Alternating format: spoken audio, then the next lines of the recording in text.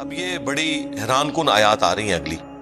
وَلَوْ فَتَحْنَا عَلَيْهِمْ بَابًا مِّنَ السَّمَاءِ، اگر ہم مشرکین عرب کے اوپر، آپ کے مخالفین کے اوپر آسمان کا کوئی دروازہ کھول دیتے، فَظَلُّوا فِيهِ يَعْرُجُونَ، اور وہ اس میں فریکوینٹلی آنا جانا شروع کر دیتے، آسمان پہ چڑھتے اترتے چڑھتے اترتے، کیونکہ یہ وہ معجزہ تھا جو یہ ڈیمانڈ کر رہے تھے. سورہ بنی اسرائیل میں 9 معجزات کا ذکر ہے. ان میں سے ایک معجزہ یہ تھا کہ آپ پر آسمان سے ہمارے سامنے کتاب نازل ہو، یا آپ ہمارے سامنے آسمان پہ چڑھیں، اور صرف چڑھنے کو نہیں مانیں گے، آپ وہ کتاب بھی لے کر اتریں. آپ کا سونے کا گھر ہو، آپ کا کوئی باغ ہو جس میں آپ نہریں آنے واحد میں جاری کر دیں، ہمارے سامنے باغ بنے، اس میں نہریں روا ہو جائیں. تو یہاں پر جواب آ رہا ہے کہ ہم اگر آسمان کا دروازہ کھول دیں، رسول اللہ کا چڑھنا یہ تو چھوٹی ڈیمانڈ ہے، یہ بھی چڑھ جائیں آسمان کے اوپر، تو اب تو ہونا چاہیے وہ ایمان قبول کر لیں.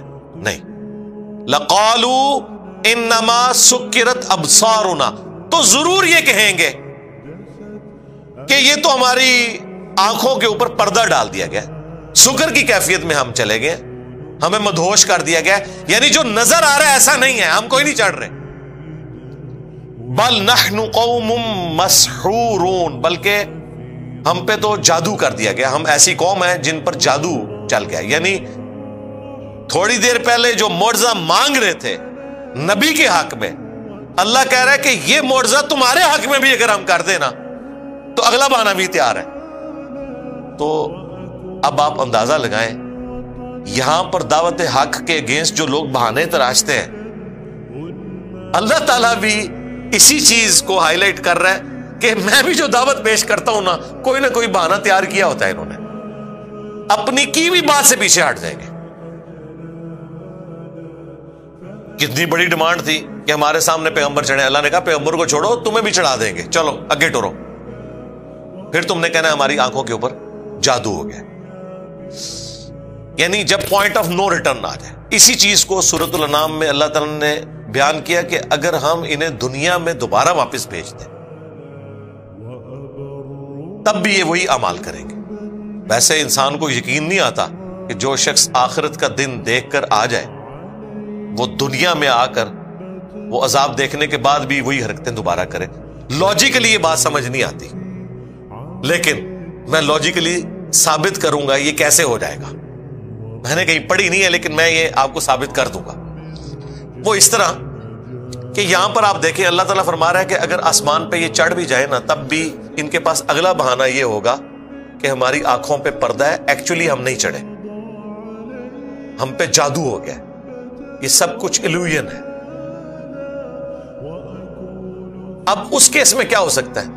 میں نے اس کے اوپر غور و تفکر کیا کہ جو شخص آخرت سے دنیا میں واپس آ جائے پھر بھی وہ حق کے راستے کو اڈاپٹ نہ کرے، اس کے پاس کیا بہانہ ہوگا؟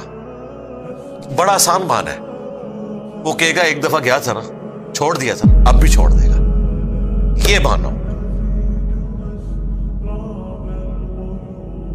وہ یہ کہے گا کہ پہلے بھی تو قرآن میں اتنی دھمکیاں لگائی تھیں، ایک ہی چانس ہے، نہیں چھوڑوں گا، تو اپنی بات سے پیچھے ہٹا نا، اب بھی مرضی کی زندگی گزارو، ایک بار پھر ٹرائی کر لیتے. یہ چین چلتی رہے گی.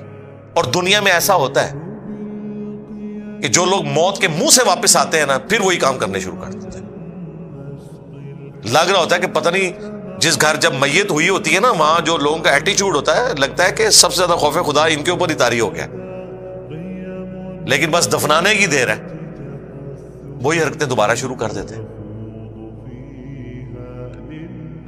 جب کبھی ایئر ٹریولنگ کے دوران ایئر پاکٹس آتی ہیں اور جہاز کانپنا شروع کر دیتا ہے، یہ بلندی سے نیچے کی طرف آتا ہے کیونکہ ڈینسٹی آلموسٹ زیرو ہو جاتی ہے.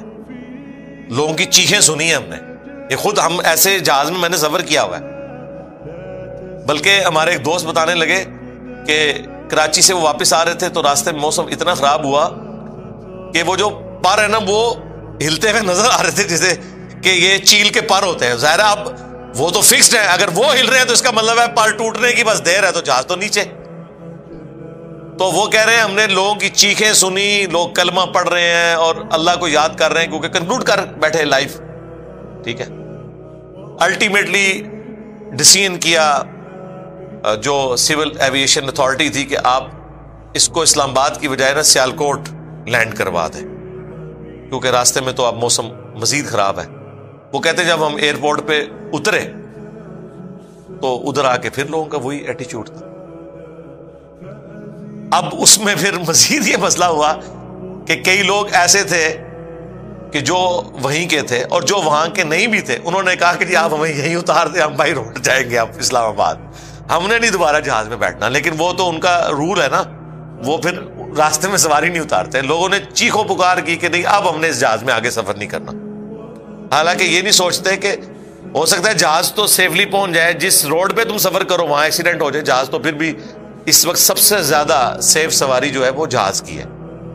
1,00,000 دفعہ اگر جہاز اڑے نا، 1,00,000 دفعہ ٹرین چلے، 1,00,000 دفعہ بس چلے، تو آپ ریشو پروپورشن اگر ایکسیڈنٹس کی نکالیں تو جہاز کے کیس میں شاید ایک ایکسیڈنٹ بھی نہ ہو. ٹرین میں کتنے ہو جائیں؟ یہ تو کبھی کبھار کوئی کریش ہوتا ہے نا، لیکن آپ ایئر فلائٹ ذرا دیکھیں کتنی اڑتی ہیں. وہ آپ اگر جا کے نقشے میں دیکھیں نا تو آپ کو وہ بھیڑوں کی طرح نظر آ رہی ہوتی ہیں دنیا میں. امریکہ کے اندر صرف روزانہ کی جو ڈومیسٹک فلائٹس ہیں نا وہ 5,000 سے زیادہ. یہ پرانا فگر میں آپ کو بتا رہا ہوں، 5,000 جو ود ان امریکہ اڑتی ہیں. اب تو خیر بہت زیادہ ہوں گی، اور دنیا میں اس وقت جتنی 1,00,000 سے بھی شاید زیادہ ہوں، اتنی فلائٹس اڑ رہی ہیں. تو ایئر کریش تو آپ سالوں میں کوئی ایک سنتے ہیں. اگر آپ ریشو پروپورشن کیلکولیٹ کریں تو کچھ بھی نہیں، لیکن روڈ ایکسیڈنٹ، ٹرین ایکسیڈنٹ تو آئے دن آپ کے سامنے آتے رہتے ہیں. تو یہ ایک سیف سواری ہے. اس کے باوجود آپ دیکھیں جب لوگ بچتے ہیں تو ایئرپورٹ پہ اترنے کے بعد بالکل ایسا نہیں ہوتا کہ لوگ وضو کر کے پہلے جا کے شکرانے کے 2 نفل پڑھیں، یا جس نے کبھی نماز نہیں پڑھی تھی وہ نماز پڑھ لے، یا کوئی بے پردہ عورت پردے کی نیت کر لے، یا کوئی نوجوان کہ جی ٹھیک ہے میں اب داڑھی رکھوں گا اور اسلام کے مطابق زندگی. نہیں، دوبارہ کہتے ہیں ٹھیک ہے واپس آ کے نا بچ کے، وہی ساری صورتحال شروع ہو جاتی ہے. اسی طریقے سے جن گھروں میں میتیں ہوتی ہیں چند دن تک تو روب رہتا ہے، اس کے بعد پھر وہی ساری صورتحال، اور یہی امتحان ہے اصل میں. تو اللہ تعالیٰ فرما رہا ہے کہ اگر ایسا ہو بھی جائے نا تب بھی یہ کہیں گے ہماری آنکھوں کے اوپر نظر بندی ہو گئی ہے، ہم پر جادو کر دیا.